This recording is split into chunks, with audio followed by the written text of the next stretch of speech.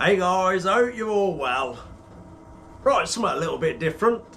I thought I'd do a bit of a video. This might be two, maybe three videos because there's quite a few. As you probably tell by the thumbnail, every single bike I have owned. And if my memory's okay, we'll do a little bit of a backstory to the odd one, not them all, because I can even remember some of them very vaguely because some of them were very short ownerships. But it started in 1978, 46 years ago. I'm showing my age now. 46 years ago we've been messing and riding bikes, messing around and having fun and ripping my hair out for 46 years. But anyway, the first bike, obviously everyone's got great memories of that. You never ever forget anything about your first bike. Well, I don't anyway. And it was I think it was a 1975. It was a YZ80, Yamaha YZ80. And I absolutely loved that bike. I really did. But leading up to that, before I had that bike, it's quite funny because I wanted a bike so bad. And I was probably 7 years old when I started all this. I'd be doing everything I could to earn some money or beg for some money or whatever. If my family had any gatherings, which they did actually every single Saturday, all our family got together. We had a huge family. Sadly nobody's left. just me really. And I used to take this money tin everywhere with me, asking everybody if they want jobs done. I must have drove them all crazy. This little kid shaking his tin, asking, can I sweep up, hoover up, wash your car, anything. I was trying everything possible to earn money to get my first motorbike. Anyway, time went on, and I think this is how it went. My dad obviously thought, you know what, he's trying so hard. And I remember saying to my dad as well, I remember this as plain as day, when we had checkbooks, because I used to say to my dad, just write one of them things out, I've seen you do it, and hand it to the person, and then it won't cost you no money. Just give him one of them check things, won't cost you anything. I've seen you do it, just pieces of paper in that book you've got. Oh, not realising how all that worked at the time, obviously. I was still stupid. So anyway, things went on and all that, and eventually we got this YZ80, which I was over the moon with. Absolutely over the moon. Yellow back then, when Yamaha was yellow. I think it weren't long after that they actually went white, the famous colours of white and the red speed blocks, which is absolute awesome colour on the old dirt bikes. I love that colour. But anyway, my persistence somehow paid off in the end, which seemed to me went on for a lifetime of shaking my tin and asking for jobs to do. That seemed to go on forever. Anyway, we ended up with this YZ80, which was amazing.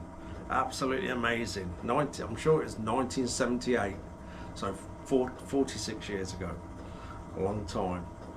And I remember my first ride on this bike. Never ridden a bike with gears. Back then you could go to like country fairs and places like that, and they had like the hay bales, and you could go and ride a motorbike, but it was automatic. So this was the first bike I ever ridden with gears. And me, being full on, I jumped on it. My dad sort of showed me what to do, but I was like, I was gone. And I probably was absolutely awful at it, but I thought I was okay. I remember on the first day, I thought I could jump this thing. I thought, I can jump this, I can jump a bicycle. Ain't no problem at all. Anyway, I remember flying towards this jump, took off, and landed front wheel down. And I had my gear on, I had Remember the old boots with the metal plates at the front? I think they were Alpine Stars actually.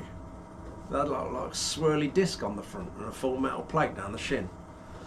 My Motor Fox t-shirt or shirt, and my Stadium open face helmet with a little black peak. Anyway, I took off this jump, landed front wheel first, on like that, bang, headbutts the crossbar that didn't have a pad on. Of course it didn't. Ended up all dazed and everything, riding like this. I think my uncle was there as well, and my dad. One of them caught me. I didn't fall off. One of them caught me and stopped the bike. And yeah, a whole of my forehead was black and blue the following day. Out here it was, black and blue. So I cracked the crossbar, proper head butted it. I'll never forget that. Because me being stupid, I just flew at everything like a bull at a gate. But after that, I think I learned to calm it down a little bit. So I used to ride that bike. It was in our local town, Bedworth, or if you're local, it's Bedworth. So there was a place called what we call Charity Banks, which used to be a brickworks, and it was owned by Norman Wisdom, the comedian. I think he sold it in 1972, and then I think after that it just went downhill and it ended up sort of abandoned. All the buildings got knocked down, so it's a huge big like waste ground. That was our playground as kids, and there used to be motorbikes absolutely everywhere. Every motorbike going. C90s, C50s, road bikes with the mud guards cut off, full-on motocross bikes, you know, the guys that could actually ride them. And little old me in there somewhere floating around. There's actually some cine film footage of me on that bike. I'd love to find it. I don't know where it's gone.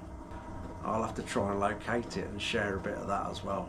But good memories, really, really fantastic memories that was. Every second available, I would be on that bike. As I got older, because I had that bike for years and years, right up until I was 13, 14, and I was a little bit naughty.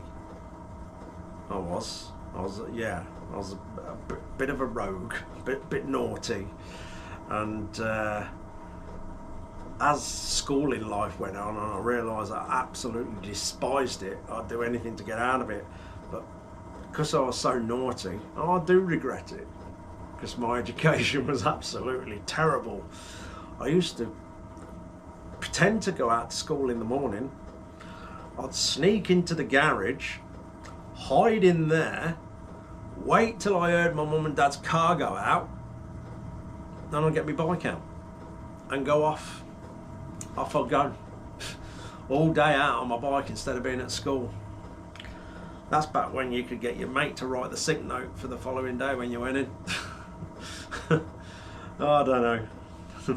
Don't do that, kids. I don't think you can get away with stuff like that no more. But yeah, we used to back then. Anyway, let's move on. So, the second bike. Again, going at everything like a bull at a gate. I had this monumental jump. Bear in mind, I'm sure I was 13. Pretty sure I was 13. What's that? 8, 9, 10, 11, 12. I might have been 12. Around there. I decided it'd be a great idea. I've got used to this little 80, YZ80, to go and get an Husqvarna 250 dirt bike as well. Yeah. So, sold the 80, straight off, Husqvarna 250, my second bike. Oh boy, that was a bit different. That, to me, felt like an absolute rocket ship. It was slightly frightening, it was, but it was the old Husky, you know. I'll put pictures up anyway, each one. These are not necessarily my bike, obviously, it's just images I find off the internet. if they are my bike, I'll say, but most of them will be just images off the internet, because unfortunately I don't have photos of everything. I wished I did.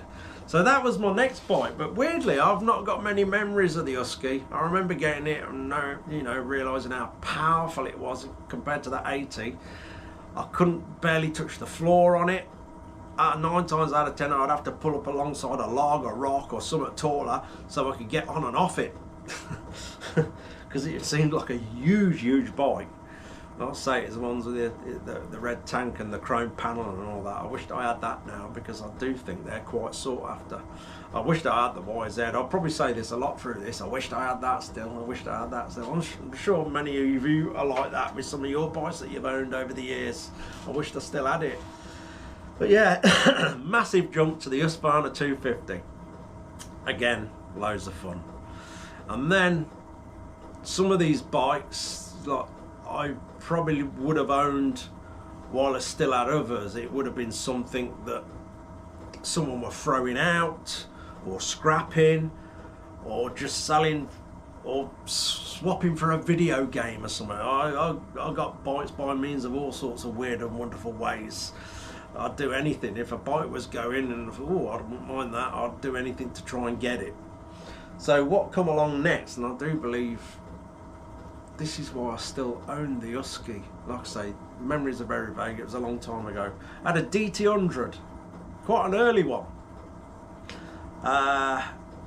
Again, that was, I believe it was really rough. I can't remember if it was running or not. Anyway, I got it all running, tidied it up a little bit, and yeah, again, just went out and had loads and loads of fun on it, riding it around.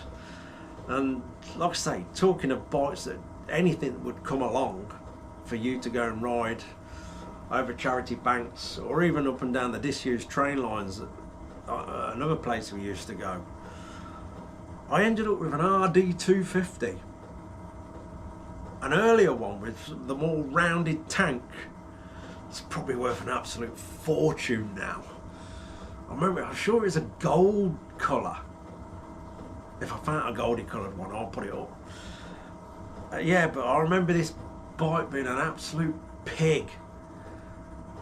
Sometimes it would run right, then it would start playing up. I remember having an absolute nightmare with that bike.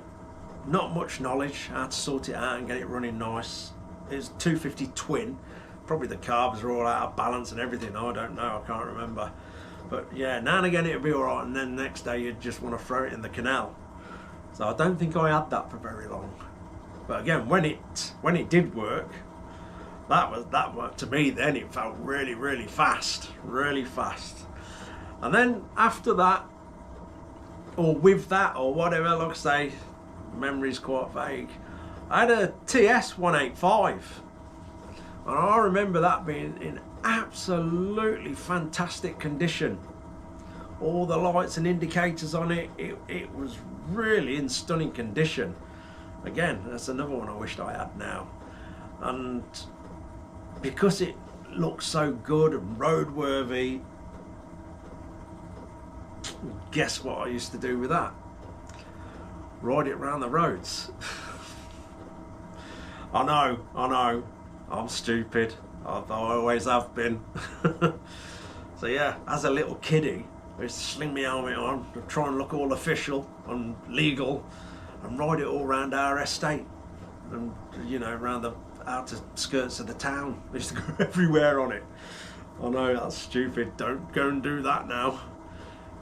You'd probably get a slap on the wrist back then, and they'd go home and tell your parents. But now, obviously you'd have the book thrown at you. So yeah, little TS, a red one it was, little TS 185, fantastic. So after that, what did I have? Oh, RM100. Had an RM100. I remember, I'm sure, yeah, I got that off a friend, and he'd literally rode it to death, and it didn't seem to have any power whatsoever. So I only had that for a little time, because back then I didn't really know what to do to fix them and stuff like that. I used to try and tinker around and do stuff. Obviously I used to get into more of a mess than fix them back then when I was 8, 9, 10, 11, 12 years old. But yeah, that RM100, again, they are a fantastic bike, but I just remember it not having much power. Or it could have been, I've done this massive jump to the Husqvarna 250 and riding that RD 250 when it was behaving itself, maybe jumping back to an RM100, it just felt gutless. I don't know, but I don't think I owned that for very long. And then I was getting a little bit older now, after having all them bikes over that period of time. I was approaching 16, and I'll take you back a little bit actually. When I got my very first bike, the YZ80, both my parents said, we're only doing this with you if you promise never ever to go on the road, never to get a road bike. Obviously they just seen it as being dangerous, and heard of people getting killed and stuff like that, which you can understand. You can probably guess that didn't go well. That didn't go to plan from what you see now. Anyway, I think back then you could, I'm not sure how it works now, you could apply for your license at 15, but it didn't sort of activate till your 16th birthday. I'm sure that's right. Anyway, I'd done all this. Unbeknownst to my parents, I'd done all this, and my license turned up, because I remember actually waiting at the door to catch the postman before they did, to get my license in case they've seen it. I was a nightmare. And yeah, so then come 16, I knew I was allowed out on the road legally. So wait for it, drum roll, my first road bike, a Puch Maxi. Yeah, the street cred went down the drain a little bit at that point. But what that was, I remember that Puch Maxi being at the house for quite a while. It was a family members who'd passed away, and it ended up at our house. I remember it was broken. It'd start, but it wouldn't pull off. And the build up to my 16th birthday, unbeknownst to my parents again, with a tiny bit more knowledge to hand, I was fixing this bike on and off when I knew my parents wouldn't see me doing it. And it was the clutch. I can't quite remember what went on. I had got like a centrifugal clutch, and I had all that to bits. Something had come loose or something was missing. I ended up bodging it and fixing it, and it worked. So on my 16th birthday, I'd done everything. I got insured. I think my first insurance were about 24 quid or something daft like that, and that was it. I was off on this little Puch Maxi, absolutely everywhere. Although the street cred went downhill, I actually loved that bike, because I'd done so much and went so many places on that bike, and trying to do things to make it a little bit faster and stuff like that. It actually came with this great big horrible fly screen on it, and it had all the panniers on the back. So I stripped all that off and sort of cut things off it to make it basically just that pressed steel frame and wheels. A bit like what they're doing with the Honda C90s and 50s now. I was doing that way back then with Puches, a Puch. So yeah, I remember stripping it all down, trying to make it go faster. I think it was the later one, because it didn't have the pedals, the push bike pedals. I don't think it had them, I'm sure. Did it have electric start? I can't remember. I can't remember if it was just kickstart, but it didn't have like the push bike pedals as the really earlier ones did. And then you'd really lose your street cred if you had pedals. Yeah. But anyway, this Puch, I had so much fun on that as a first bike. It was fantastic. I just went absolutely everywhere, snowing, rain, freezing, anything. I was out on that little putsch, going everywhere I wanted. All of a sudden you've got this freedom. You've no longer got to go on your bicycle or walk or anything. You've got your got your wings, and you're off into the world, getting up to no good and having lots of fun. It was fantastic. So yeah, that's sort of the start, right up to I started to go on to road bikes. I still had motocross bikes as well, or a motocross bike, while I had road bikes on and off. And yeah, I don't think I've really been without a bike in some sort of, you know, form since 1978. Whether it's been built or not working, there's always been a bike about. I've very rarely been without one that works on a mountain about.